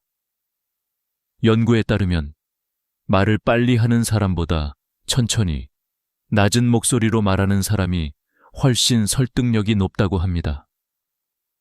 세일즈 현장에서도 마찬가지입니다.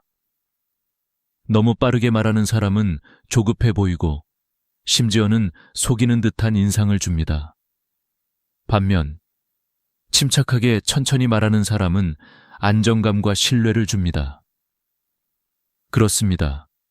비밀을 지키는 힘과 말의 속도를 조절하는 힘은 같은 뿌리를 가지고 있습니다. 그것은 바로 자기 절제입니다. 우리가 살아가는 사회는 점점 말이 거칠어지고 있습니다. 지도층이라 불리는 사람들조차 상대방을 상처 주는 언어를 거리낌 없이 사용합니다. 하지만 그렇기 때문에 오히려 우리 같은 평범한 사람들이 품격 있는 말을 지켜야 합니다. 그것이 나 자신을 지키는 길이자 이 사회를 따뜻하게 만드는 작은 힘이 될 수 있습니다. 여러분, 기억하십시오. 비밀은 내 입에서 나오는 순간 더 이상 비밀이 아닙니다. 타인의 비밀은 내 가슴에 묻어야 하며 죽을 때까지 가져가는 것이 예의입니다. 말은 늦게 하고 신중하게 해야 합니다. 그래야만 후회를 줄이고 진정으로 존중받는 사람이 될 수 있습니다. 그리고 마지막으로 묻고 싶습니다. 여러분은 지금까지 몇 번이나 자신의 비밀을 쉽게 털어놓고 후회하셨습니까? 혹은 다른 사람의 비밀을 지키지 못해 관계가 멀어진 적은 없습니까? 만약 있다면 지금 이 순간부터라도 다짐하십시오. 내 입을 지키는 것이 곧 내 인생을 지키는 것임을, 그것이야말로 품격 있는 삶의 시작입니다. 인생에서 가장 중요한 것은 말의 절제가 아니라 어떻게 사람과 마음을 이어가느냐입니다. 아무리 많은 성공을 거두어도, 아무리 많은 재산을 쌓아도 결국 남는 것은 사람과의 관계입니다. 그런데 그 관계를 지켜주는 열쇠는 거창한 것이 아닙니다. 단 3가지 누구나 할 수 있는 단순한 습관 속에 숨어 있습니다. 저는 그것을 3가지 황금 열쇠라고 부릅니다. 첫째는 경청입니다. 우리는 흔히 상대방이 말하는 동안 고개를 끄덕이며 듣는 척을 합니다. 하지만 머릿속에서는 이제 내 차례가 되면 무슨 말을 하지를 생각하죠. 이것은 진정한 경청이 아닙니다. 진짜 경청은 상대의 말에 귀를 기울이는 것이 아니라 그 마음에 귀를 기울이는 것입니다. 왜 저 사람이 지금 이런 이야기를 할까? 어떤 감정에서 나온 말일까? 그 마음을 읽어내는 순간 관계는 한층 더 깊어집니다. 둘째는 격려입니다. 우리는 보통 칭찬과 격려를 혼동합니다. 칭찬은 잘했을 때 하는 것입니다. 그러나 격려는 잘하지 못했을 때, 실패했을 때도 할 수 있습니다. 괜찮아, 잘 될 거야. 한 번 실패했을 뿐이야, 다시 하면 돼. 이런 말 한마디는 상대의 마음에 등불이 됩니다. 실제로 미국의 한 연구에 따르면 실패 직후 격려를 받은 사람은 그렇지 않은 사람보다 재도전 확률이 2배 이상 높았다고 합니다. 인생의 어느 순간 누구나 넘어집니다. 그때 손을 잡아 일으켜 세워주는 말, 그것이 바로 격려입니다. 셋째는 겸손입니다. 겸손은 단순히 고개를 숙이는 것이 아닙니다. 내 말을 줄이고 내 공로를 과시하지 않으며 상대방을 빛나게 하는 태도입니다. 한국 한자에서 품격이라는 글자를 보면 입구, 코우, 자가 3개 모여 있습니다. 다시 말해 품격은 입에서 비롯된다는 뜻입니다. 같은 한자 원리에서 군자의 군, 준, 또 입을 다스린다는 의미를 담고 있습니다. 결국 겸손하게 말하는 사람, 입을 절제할 줄 아는 사람이 진짜 군자라는 것입니다. 저는 나이가 들수록 이 3가지가 얼마나 소중한지 더욱 실감합니다. 한때는 큰 소리로 내 능력을 자랑하고 싶었고 내 성공을 떠벌리고 싶었습니다. 하지만 그것은 잠시뿐이었습니다. 오히려 조용히 상대를 들어주고 실패한 이에게 용기를 주고 내 성과를 낮추며 함께 나누는 삶이 훨씬 더 빛난다는 것을 깨달았습니다. 인생의 품격은 높이 올라서 빛나는 것이 아니라 낮아질수록 더욱 빛난다는 역설 속에 있습니다. 이제 우리는 질문해야 합니다. 나는 지금까지 내 말로 얼마나 많은 관계를 지켜왔는가, 아니면 잃어왔는가? 말은 눈에 보이지 않지만 그 파급력은 삶 전체를 흔듭니다. 입에서 나오는 독한 말 한마디가 오랜 신뢰를 끊기도 하고 따뜻한 말 한마디가 무너진 삶을 일으켜 세우기도 합니다. 그렇기에 우리는 말 앞에서 늘 신중해야 합니다. 오늘 여러분께 드린 5가지 금기와 3가지 열쇠. 이것은 단순한 교훈이 아닙니다. 그것은 바로 인생을 지켜내는 무기이자 방패입니다. 여러분의 말이 여러분의 미래를 만듭니다. 그러니 한 번 더 생각하십시오. 내가 지금 하려는 말이 상대에게 어떤 무게로 다가갈까? 이 짧은 생각의 멈춤이 평생의 관계를 지켜줄 수 있습니다. 시청자 여러분, 우리 사회는 점점 더 거칠어지고 있습니다. 하지만 우리가 할 수 있는 일은 단순합니다. 바로 내 입을 지키고 내 말을 다스리는 것. 그것만으로도 가족이 달라지고 친구가 달라지고 사회가 달라집니다. 저는 여러분 모두가 이 황금 같은 지혜를 삶에 새기길 바랍니다. 오늘의 이야기는 여기까지입니다. 만약 이 영상이 여러분의 마음에 작은 울림을 주었다면 구독과 좋아요를 눌러주시고 주변에도 공유해주세요. 그것이 또 다른 격려가 되어 더 많은 사람들이 따뜻한 삶을 살아갈 수 있을 것입니다. 다음 영상에서는 또 다른 깊은 이야기를 나누겠습니다. 시청해주셔서 감사합니다. 할머니, 그 과일 좀 이제 그만 드세요. 그렇게 말하는 손자의 목소리에 김순자 할머니는 화가 나셨습니다. 이게 얼마나 몸에 좋은데. 그렇게 대꾸하던 그날은 평범한 하루 같았습니다. 그러나 단 3개월 뒤 김순자 할머니는 세상을 떠나셨습니다. 평생 건강하다 믿었던 과일이 결국 노후의 생명을 앗아간 순간이었습니다. 저는 35년 동안 노인 환자를 진료해온 의사 이정호입니다. 이 이야기를 시작하는 이유는 여러분이 똑같은 실수를 반복하지 않으시길 바라는 마음 때문입니다. 사람들은 늘 이렇게 말합니다. 자연에서 나는 과일은 무조건 좋은 거라고. 달콤하고 신선하고 우리 몸에 비타민과 에너지를 주는 선물이라고요. 하지만 제가 수십 년간 환자들을 보면서 깨달은 건 나이가 들면 같은 음식이 전혀 다른 얼굴을 드러낸다는 사실이었습니다. 젊을 땐 힘을 주던 것이 나이 들어서는 독이 되기도 합니다. 김순자 할머니가 그랬습니다. 그녀는 평생을 건강하게 살아왔습니다. 매일 아침 동네 뒷산을 걸으며 음식을 가려 먹고 늘 손자들에게 본보기가 되려 했습니다. 하지만 세상에서 제일 좋아하던 과일 하나가 결국 그녀의 발목을 잡았습니다. 그날도 손자가 사다 준 과일을 드시면서 행복해 하셨습니다. 할머니의 입계에는 미소가 가득했고 손자는 할머니 오래 사셔야 해요 하고 웃었습니다. 그러나 그 뒤에 찾아온 것은 기침, 호흡 곤란, 몸의 무거움, 알 수 없는 피로였습니다. 가족들은 대수롭지 않게 넘겼습니다. 나이 들어 그러시겠지. 하지만 그것은 분명한 신호였습니다. 몸이 더 이상 감당하지 못한다는, 결국 병원으로 오셨을 때는 이미 늦었습니다. 여기서 중요한 건 김순자 할머니만의 이야기가 아니라는 겁니다. 저는 비슷한 환자들을 수도 없이 봤습니다. 평생 건강하다 믿었던 음식이 노년에는 위험이 되는 순간 말입니다.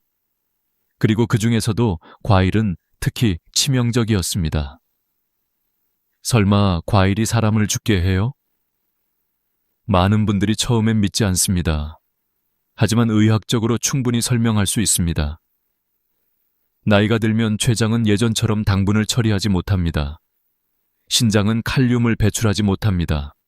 위장은 탄닌을 흘려보내지 못합니다. 젊을 땐 아무렇지 않게 넘어갔던 한 접시 과일이 노년에는 몸속 장기를 압박하는 폭탄이 되는 겁니다.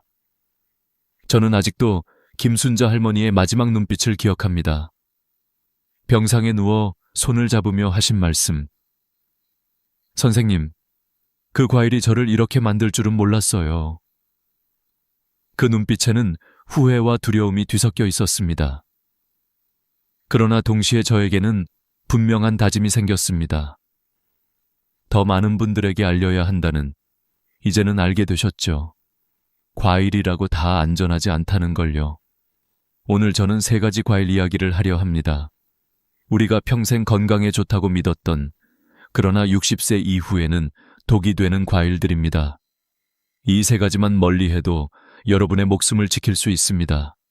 믿기 어렵겠지만 실제 환자들의 이야기를 통해 직접 확인하실 겁니다.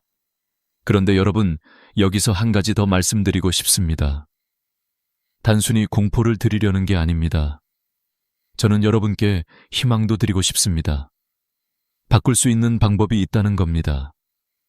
손자의 손을 잡고 산책하며 웃을 수 있고, 여행을 떠나고 싶을 때 2다리로 걸어 나설 수 있는 삶, 그것은 바로 작은 습관에서 시작됩니다. 김순자 할머니의 이야기는 비극으로 끝났지만 여러분은 다르게 선택할 수 있습니다. 제가 지금부터 드릴 이야기는 단순한 경고가 아닙니다. 제 오랜 경험에서 나온 진짜 사례들입니다. 환자분들의 삶을 바꿔놓은 깨달음이자 의학적 수치로 입증할 수 있는 사실들입니다. 어떤 분은 3주 만에 혈당이 정상으로 돌아왔습니다. 또 다른 분은 수술을 피할 수 있었습니다. 모두가 단순히 3가지 과일을 끊었기 때문이었습니다. 여러분, 오늘 이야기를 끝까지 들으시면 분명 달라지실 겁니다. 3개월 후 거울 속의 자신을 보며 놀라게 될지도 모릅니다. 자녀들이 여러분보다 더 기뻐하며 아버지니 어머니, 요즘 얼굴이 좋아지셨어요 라고 말하는 날이 올 겁니다. 하지만 반대로 이 사실을 모른다면 김순자 할머니처럼 너무 일찍 세상을 떠날 수도 있습니다. 여러분의 선택입니다. 지금 이 순간, 이 영상을 보는 바로 지금이 기회입니다.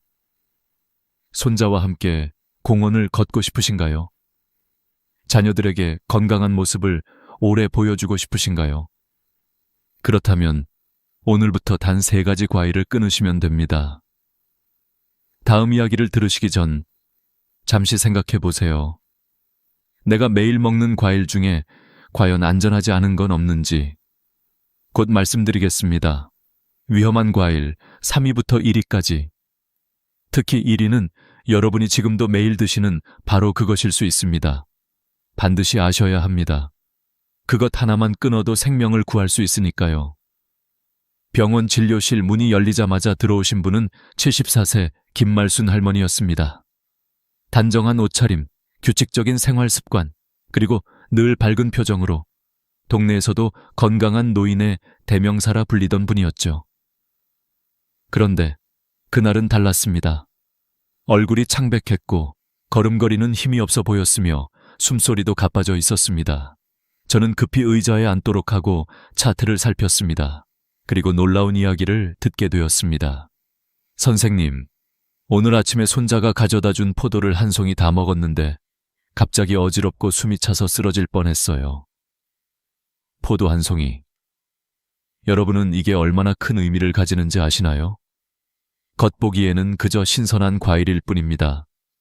하지만 과학적 수치로 풀어보면 상황은 다릅니다.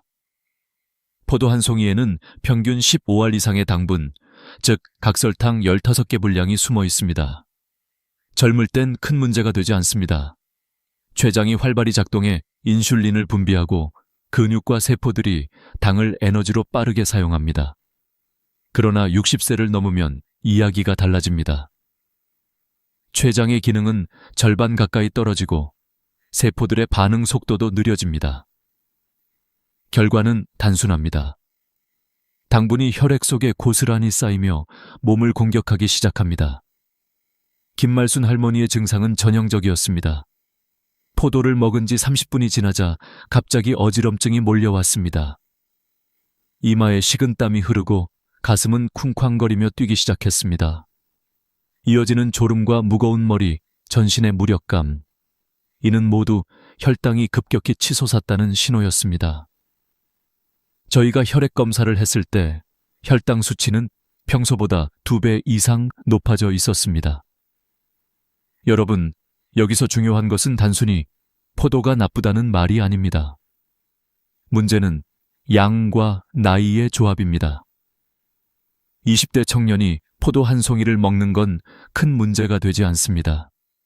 하지만 70대가 똑같이 먹는 순간 췌장은 버거워하고 혈관은 압박을 받으며 뇌는 혼란에 빠집니다. 나이 들어 생기는 고혈압, 당뇨, 심장질환이 바로 이런 작은 습관에서 비롯됩니다.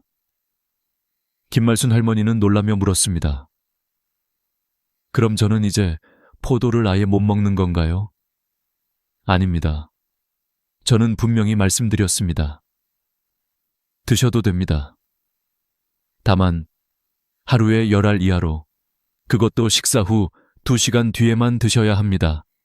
이렇게 작은 원칙만 지켜도 위험을 크게 줄일 수 있습니다. 이후 김말순 할머니는 제 조언을 따르셨습니다. 지금은 혈당이 안정되고 예전처럼 동네 공원을 활기차게 걸으십니다. 여러분, 혹시 포도를 즐겨 드시나요?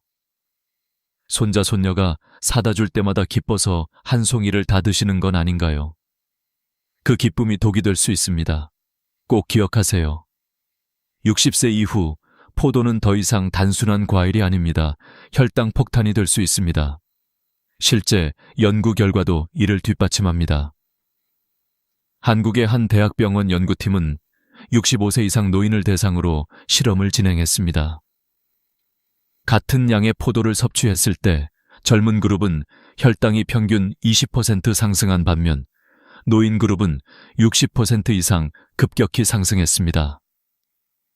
췌장의 반응 속도가 현저히 느려진 탓이었습니다. 이는 단순한 개인 경험이 아니라 과학적으로 검증된 사실입니다. 그럼에도 불구하고 사람들은 과일은 무조건 몸에 좋다는 믿음을 놓지 않습니다. 바로 이 믿음이 문제입니다. 건강에 좋다는 고정관념이 오히려 노후를 해치는 덫이 되는 것이죠. 제가 이 이야기를 반복하는 이유는 단순합니다. 수많은 환자들이 같은 실수를 하고 있기 때문입니다. 포도는 달콤합니다. 하지만 달콤함 뒤에는 숨은 그림자가 있습니다. 여러분의 혈관, 췌장, 심장이 그 대가를 치르고 있는 겁니다. 한번 상상해 보세요. 아침에 포도를 먹고 산책을 나갔는데 갑자기 어지러워 쓰러진다면, 손자와 함께 뛰놀다 심장이 빠르게 뛰며 가슴이 조여온다면 그것이 바로 과일이 주는 또 다른 얼굴입니다. 그러나 희망은 있습니다. 김말순 할머니처럼 방법을 알면 바꿀 수 있습니다. 포도를 끊으라는 게 아니라 현명하게 즐기라는 겁니다. 하루 10알 이하, 반드시 식후 2시간 뒤, 그리고 가급적 사과나 배처럼 혈당을 천천히 올려주는 과일로 바꿔보세요. 여러분, 여기서 멈추지 마세요. 포도보다 더 위험한 과일이 있습니다. 지금 듣고 계신 이 이야기는 시작에 불과합니다. 2위와 1위는 여러분의 심장과 장기를 직접 위협할 수 있는 것들입니다. 특히 1위는 아마도 여러분이 매일 먹고 계시는 바로 그 과일일지도 모릅니다. 이 이야기를 놓치시면 평생 후회하실 수도 있습니다. 부산 해운대에 사는 79세 최봉순 할아버지는 동네 사람들에게 늘 부러움의 대상이었습니다. 새벽 6시면 어김없이 운동화 끈을 조여매고 해안가를 따라 30분씩 걸으며 하루를 시작했습니다. 약을 챙겨 드실 필요도 없었고 혈압이나 혈당도 늘 정상 범위였습니다. 그런데 이상한 일이 벌어졌습니다. 어느 날부터인가 계단을 오를 때 가슴이 두근거리고 다리에 힘이 빠지기 시작한 겁니다. 저는 처음에 나이 탓인가 했습니다. 하지만 자세히 들어보니 원인이 따로 있었습니다. 선생님, 제가 요즘 아침마다 바나나 2개에 토마토 주스를 꼭 마시거든요. 건강에 좋다고 해서요. 그 순간 저는 눈치를 챘습니다. 바로 그것이 문제였습니다. 여러분, 바나나는 누구나 건강식으로 알고 있습니다. 실제로 칼륨이 풍부해 혈압 조절에 도움이 된다고 배웠죠. 그러나 진실은 조금 다릅니다. 바나나 한 개에는 평균 358mg의 칼륨이 들어 있습니다. 토마토 주스 한 컵에도 약 400mg의 칼륨이 숨어 있습니다. 최봉순 할아버지가 아침마다 섭취한 칼륨 양은 무려 1100mg이 넘었습니다. 젊었을 때라면 신장이 충분히 배출해냈을 겁니다. 하지만 60세 이후에는 사정이 다릅니다. 신장 기능은 서서히 떨어지고 칼륨은 혈액 속에 쌓여갑니다. 칼륨이 적당할 때는 심장과 근육의 균형을 지켜줍니다. 하지만 지나치게 많아지면 어떻게 될까요? 심장이 불규칙하게 뛰기 시작합니다. 가슴이 두근거리고 호흡이 가빠지고 팔다리에 힘이 빠집니다. 최악의 경우 심장 박동이 멈출 수도 있습니다. 최봉순 할아버지의 경우가 그랬습니다. 정밀 검사를 해보니 혈중 칼륨 수치가 정상 범위를 훌쩍 넘어 있었던 겁니다. 여러분 혹시 바나나를 매일 드시나요? 아침마다 습관처럼 하나, 둘 까먹고 계신 건 아닌가요? 혹은 건강을 위해 토마토 주스와 함께 즐기고 계신 건 아닌가요? 그렇다면 심장이 보내는 작은 신호들을 무시하고 계신 건지도 모릅니다. 손발에 힘이 빠지고 이유 없는 피로가 쌓이고 가슴이 이유 없이 두근거린다면 그것은 분명한 경고입니다. 최봉순 할아버지는 놀라며 물으셨습니다. 선생님, 제가 건강해지려고 먹은 게 오히려 독이었다는 건가요? 저는 고개를 끄덕이며 설명했습니다. 맞습니다. 젊었을 땐 문제 없었지만 나이가 들면 몸이 달라집니다. 같은 음식이라도 이제는 다르게 반응하는 거죠. 다행히도 해결책은 간단했습니다. 저는 할아버지께 바나나 섭취를 줄이도록 권했습니다. 일주일에 1개, 그것도 다른 고칼륨 음식과 함께 먹지 않도록요. 그리고 토마토 주스는 가급적 피하시라고 말씀드렸습니다. 한 달 후, 그는 다시 활력을 되찾았습니다. 계단을 오르며 숨이 차지 않았고 가슴 두근거림도 사라졌습니다. 여러분, 여기서 중요한 메시지는 단순합니다. 좋은 것도 과하면 독이 된다는 사실입니다. 우리는 평생 바나나를 몸에 좋은 과일로 믿어왔습니다. 그러나 60세가 넘으면 상황이 달라집니다. 신장은 더 이상 모든 것을 걸러낼 만큼 강하지 않습니다. 혈관은 더 예민해지고 심장은 작은 변화에도 흔들립니다. 실제로 일본에서 진행된 연구에 따르면 70세 이상 노인이 매일 바나나 2개 이상을 섭취했을 때 고칼륨 혈증 위험이 2배 이상 증가했습니다. 특히 혈압약이나 심장약을 복용 중인 분들은 그 위험이 훨씬 높았습니다. 약물 자체가 칼륨을 더 쉽게 쌓이게 만들기 때문입니다. 여러분, 아침 식탁을 떠올려 보세요. 노란 바나나와 빨간 토마토 주스. 보기에는 건강 그 자체입니다. 하지만 그 조합이 바로 심장을 흔드는 조용한 폭탄일 수 있습니다. 괜찮겠지라는 안일한 생각이 인생을 바꿔놓을 수도 있습니다. 하지만 김말순 할머니의 경우처럼 최봉순 할아버지도 결국 길을 찾았습니다. 해답은 늘 단순합니다. 조금 줄이고, 조금 바꾸고, 몸의 소리를 귀 기울여 듣는 것. 그 작은 차이가 생명을 지킵니다. 여러분, 여기까지 들으셨다면 이미 2가지 과일이 왜 위험한지 아셨을 겁니다. 그러나 아직 끝이 아닙니다. 지금까지의 이야기는 예고편에 불과합니다. 3번째 과일은 여러분이 평생 즐겨왔을지도 모릅니다. 하지만 그것은 단순히 혈당이나 심장의 문제가 아닙니다. 더 무섭게도 위와 장을 완전히 막아버릴 수 있습니다. 실제로 어떤 어르신은 그것 때문에 배를 열고 수술을 받으셔야 했습니다. 믿기지 않으신다고요? 바로 다음 이야기를 들으시면 아마 숨이 막힐지도 모릅니다. 그 과일은 아마도 여러분이 가을마다 꼭 드시는 바로 그것일 겁니다. 이제부터 진짜 충격적인 진실이 시작됩니다. 대구 수성구에 사는 83세 박철민 할아버지는 늘 명랑하셨습니다. 시골에서 보내주신 감을 자랑처럼 꺼내놓고는 손자들에게 이게 진짜 감맛이다 하시며 매일 3알씩 드셨습니다. 특히 떫은 감을 좋아하셔서 입안이 얼얼할 만큼 진하게 느껴지는 그 맛을 즐기셨습니다. 그러나 2달이 차에 지나지 않아 그의 얼굴에는 웃음 대신 고통이 드리워졌습니다.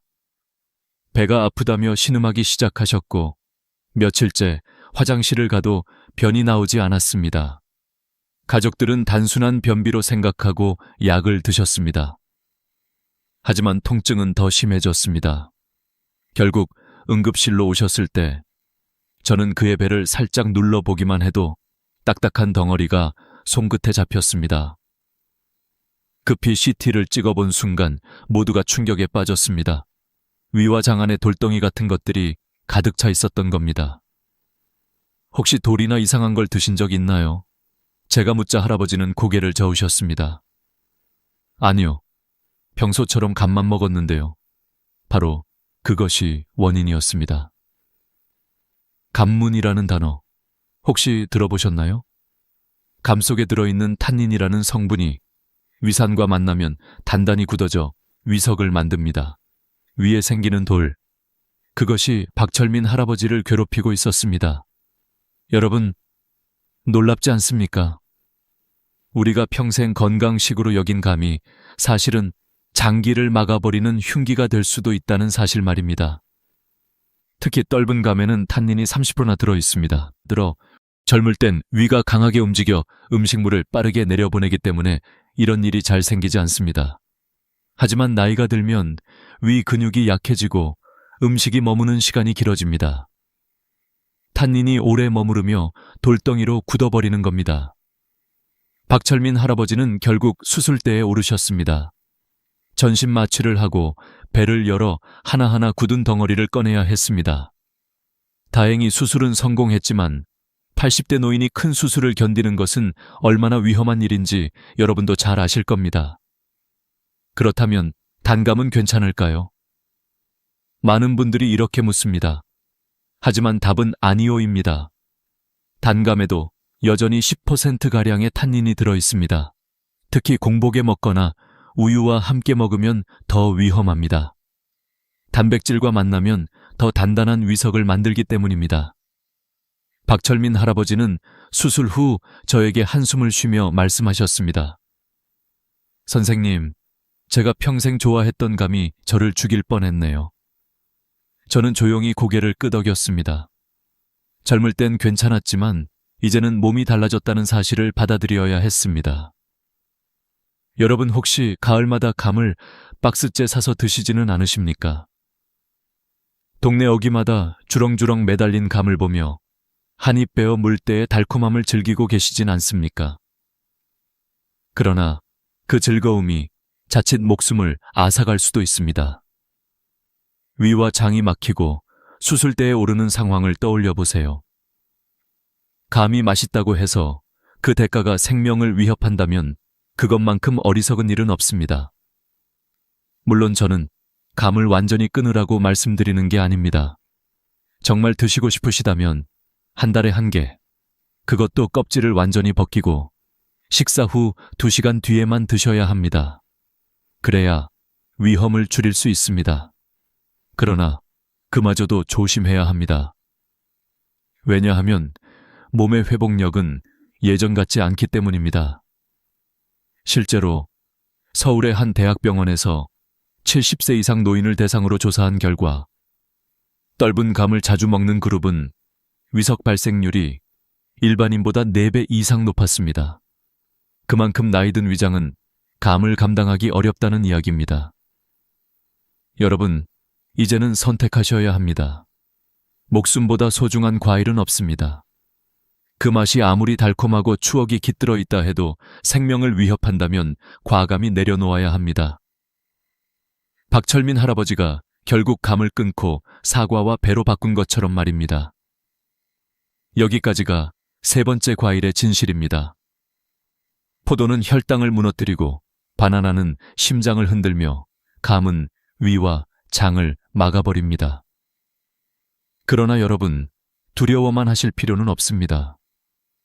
이 세 가지를 대신할 수 있는 안전한 과일들이 있습니다. 맛도 좋고 건강에도 좋은 대체품들이 분명 존재합니다. 다음 이야기는 바로 그 희망의 해답입니다.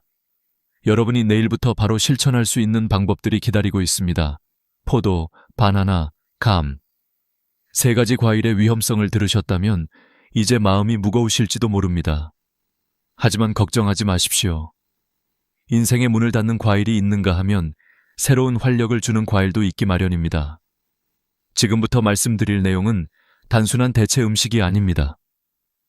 제가 수십 년간 환자들을 돌보면서 직접 확인한 노년의 몸에 맞는 안전한 선택들입니다.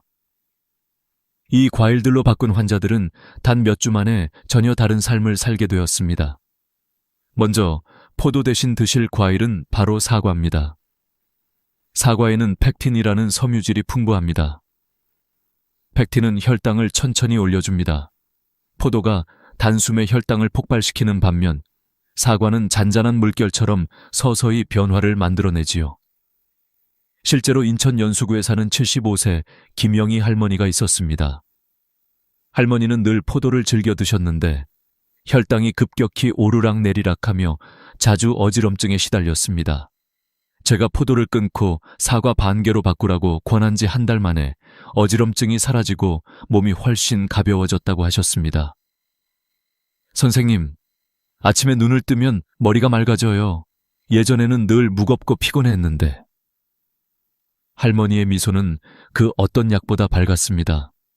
다음으로 바나나 대신 드실 과일은 키위입니다. 키위는 칼륨 함량이 바나나의 절반밖에 되지 않지만 비타민C는 훨씬 풍부합니다. 면역력이 떨어지기 쉬운 노년기에 특히 적합한 과일이지요. 게다가 소화 효소가 많아 변비에도 효과적입니다. 실제로 제 환자 중 한 분은 아침마다 바나나 2개를 드셨는데 늘 피곤하고 가슴이 두근거린다고 하셨습니다. 바나나 대신 키위 1개로 바꾸신 후 피로가 사라지고 배변도 훨씬 수월해졌습니다. 예전에는 하루 종일 눕고 싶었는데 지금은 손자랑 시장에 가도 힘들지 않아요. 환자의 말은 의학적 수치보다 더 큰 증거였습니다. 마지막으로 감 대신 드실 과일은 배입니다. 배는 수분이 풍부하고 위와 장에 부담을 주지 않습니다. 탄닌 성분이 거의 없어 위석을 만들 위험도 없습니다. 달콤하면서도 시원한 맛은 가을감의 빈자리를 충분히 채워줍니다. 한 달 전만 해도 감 때문에 병원에 오셨던 박철민 할아버지는 지금 배를 즐겨 드십니다. 선생님, 감 대신 배를 먹으니까 속이 편하고 갈증도 덜해요. 위석 수술 후 늘 조심스러워하던 그의 표정에서 안도감이 묻어났습니다. 여러분, 변화는 단순합니다. 첫째 주에는 위험한 과일을 절반으로 줄이고 그 자리를 안전한 과일로 채워보십시오. 둘째 주에는 위험한 과일을 완전히 끊고 대체 과일로만 식탁을 꾸리십시오. 셋째 주가 되면 새로운 습관이 몸에 스며듭니다. 대부분의 환자분들은 3주 만에 몸이 가벼워지고 활력이 돌아왔다고 말씀하십니다. 그러나 여기서 끝이 아닙니다. 단순히 과일을 바꾸는 것만으로는 부족합니다. 냉장고 속을 바꾸고 가족과 약속을 하고 장을 볼 때 선택을 달리해야 합니다. 실제로 부산에 사는 77세 이순덕 할머니는 이렇게 하셨습니다. 냉장고에 있던 포도와 감을 모두 치우고 대신 사과와 배를 채워 넣었습니다. 그리고 아들에게 이렇게 말했지요. 아들아, 이제 엄마한테 감이나 포도 말고 배랑 사과만 사다 줘. 아들은 놀라면서도 웃으며 대답했습니다. 알았어, 엄마. 이제부터는 건강한 과일만 드세요. 여러분도 하실 수 있습니다. 장을 보러 가실 때 미리 메모를 적으세요. 사과 3개, 키위 5개, 배 2개. 그렇게만 하셔도 잘못된 선택을 피할 수 있습니다. 식당에서 후식으로 포도나 감이 나온다면 정중히 거절하십시오. 죄송하지만 과일은 빼주세요. 부끄러울 것 하나 없습니다. 여러분의 건강이 더 소중하니까요. 그리고 무엇보다 중요한 건 가족의 협력입니다. 혼자서는 어려운 길도 가족이 함께하면 훨씬 쉬워집니다. 제 환자들 중 성공한 분들의 공통점은 가족이 옆에서 도와줬다는 점이었습니다. 손자가 사과를 깎아드리고 딸이 키위를 사다 주고 아들이 배를 챙겨드릴 때 그 응원은 약보다 강력했습니다. 여러분, 이 작은 습관이 결국 인생을 바꿉니다. 몸은 거짓말하지 않습니다. 사과 1개, 키위 1개, 배 1개. 단순하지만 확실한 선택입니다. 지금의 노후를 건강하게 만들 뿐 아니라 자녀와 손자에게도 안심을 주는 길입니다. 위험한 과일을 끊고 안전한 과일로 바꾸는 것. 그것이 바로 삶을 연장하는 지름길입니다. 자, 이제 여러분은 알게 되셨습니다. 3가지 위험한 과일과 그 자리를 채울 3가지 안전한 과일. 하지만 아직 마지막으로 드릴 말씀이 남았습니다. 지금까지 환자들의 이야기를 통해 배운 진실, 그리고 저 자신이 깨달은 교훈, 그것이 바로 인생 후반부를 어떻게 살아가야 하는지 알려주는 열쇠입니다. 지금부터 마지막 여정을 함께 하시지 않겠습니까? 저는 35년 동안 수많은 노인 환자들을 만났습니다. 그들의 얼굴에는 공통된 2가지 표정이 있었습니다. 하나는 병상에서 후회하는 표정이었고, 또 하나는 습관을 바꾼 뒤 웃음을 되찾은 표정이었습니다. 그 차이는 거창한 수술이나 비싼 약이 아니라 작은 선택 하나에서 비롯되었습니다. 바로 매일 먹던 과일을 바꾼 것이었습니다. 김순자 할머니는 그 사실을 알지 못했습니다. 이게 얼마나 몸에 좋은데 라며 드시던 과일이 결국 생명을 앗아갔습니다. 반대로 김말순 할머니는 포도를 줄이고 사과로 바꾸며 건강을 지켰습니다. 최봉순 할아버지는 바나나를 끊고 키위로 바꾸며 심장의 두근거림을 멈출 수 있었습니다. 박철민 할아버지는 감을 내려놓고 배를 선택하며 위석 수술의 공포에서 벗어났습니다. 같은 나이, 같은 세대였지만 선택은 달랐고 결과는 극명하게 갈렸습니다. 여러분, 여기서 우리가 배워야 할 교훈은 단순합니다. 젊을 때는 괜찮았던 것들이 나이 들면 독이 될 수 있다는 겁니다. 몸은 세월과 함께 변합니다. 20대의 췌장은 설탕을 거뜬히 처리했지만 70대의 췌장은 그 절반도 감당하지 못합니다. 신장은 젊을 때 칼륨을 깨끗이 배출했지만 노년의 신장은 점점 힘을 잃어갑니다. 위장은 예전처럼 힘차게 움직이지 못해 음식이 오래 머무르며 돌이 되기도 합니다. 그러니 같은 음식을 먹더라도 결과는 달라집니다. 이것은 결코 피할 수 없는 현실입니다. 그렇다면 해답은 무엇일까요? 몸의 변화를 인정하고 그에 맞는 습관을 선택하는 것입니다. 저는 늘 환자들에게 이렇게 말합니다. 건강한 노후는 큰 것이 아니라 작은 변화에서 시작됩니다. 냉장고를 정리하는 작은 행동, 가족들에게 미리 알리는 작은 대화, 장을 보며 메모지를 들고 다니는 작은 습관. 그 사소한 선택들이 모여 인생을 바꿉니다. 3개월만 해보십시오. 위험한 과일을 버리고 안전한 과일로 채우는 일. 처음에는 힘들 수 있습니다. 손자가 건네는 포도를 거절하는 게 마음 아플 수도 있고 가을마다 즐기던 감을 참는 게 허전할 수도 있습니다. 그러나 단 3개월 후 거울 속의 여러분은 전혀 다른 얼굴을 하고 있을 겁니다. 아침에 눈을 뜨는 순간 몸이 가볍고 하루 종일 활력이 넘치며 자녀와 손자들이 여러분을 보며 안심하는 모습. 그때 여러분은 깨달을 겁니다. 건강은 멀리 있는 것이 아니라 이미 손안에 있었다는 사실을요. 제가 진료실에서 가장 듣고 싶은 말은 이것입니다. 선생님, 이제는 병원에 자주 안 와도 될 것 같아요. 그 한마디에 저는 지난 세월의 피로가 씻겨 내려가는 듯합니다. 환자가 건강해졌다는 건 단순히 숫자가 좋아졌다는 게 아닙니다. 삶이 달라졌다는 의미니까요. 손자와 공원에서 뛰어놀고 친구들과 여행을 가고 오래된 꿈을 다시 꿀 수 있다는 의미입니다. 여러분, 지금 이 순간도 선택은 여러분의 몫입니다. 평생의 습관을 그대로 이어가실 건가요? 아니면 작은 변화를 받아들이고 새로운 길을 열어가실 건가요? 저는 여러분께 후자를 권하고 싶습니다. 왜냐하면 이미 수많은 환자들이 그 길을 걸어왔고 지금도 활기차게 살아가고 있기 때문입니다. 마지막으로 꼭 말씀드리고 싶은 게 있습니다. 건강한 노후는 결코 우연히 찾아오지 않습니다. 누군가 대신 챙겨줄 수도 없습니다. 오직 스스로의 선택과 실천만이 그 길을 열어줍니다. 여러분, 오늘부터 위험한 과일 3가지를 멀리하시고 사과, 키위, 배로 채워보십시오. 단순하지만 그 안에 여러분의 내일이 담겨 있습니다. 만약 이 이야기가 마음에 와닿으셨다면 혼자만 알지 마시고 주변 어르신들께도 전해주십시오. 더 많은 분들이 건강한 노후를 누릴 수 있도록 함께 나눠주시길 부탁드립니다. 구독과 좋아요, 알림 설정까지 해두시면 새로운 이야기가 나올 때마다 바로 만나실 수 있습니다. 여러분의 건강한 인생 후반부를 진심으로 응원합니다.